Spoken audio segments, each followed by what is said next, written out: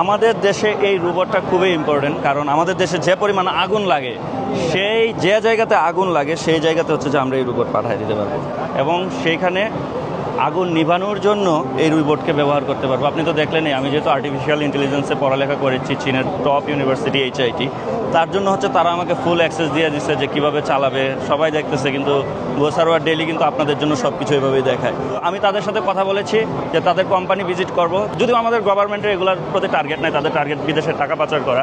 So যদি চায় দেশের মানুষের জন্য কিছু করার জন্য গোসারওয়ার ডেইলির সাথে যোগাযোগ করতে পারো। আবার অনেকেই ভাবে কি যে না, গোসারওয়ার ডেইলি যেহেতু সরকারের বিরুদ্ধে মাঝে মাঝে দুর্নীতি চাঁদাবাজির বিরুদ্ধে কথা বলে, ওর সাথে কেন যোগাযোগ করবো, অন্য জনের সাথে করবো।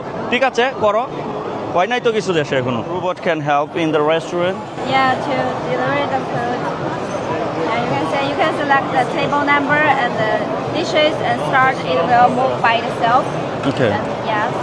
সো এখানে হচ্ছে যে আপনার টেবিল নাম্বার এবং কোন ডিশটা হচ্ছে যে পাঠাতে চাই, খাবারটা পাঠাতে চাই, এটা সিলেক্ট করে দিলে এটা অটোমেটিক্যালি নিয়ে যাবে আর কি।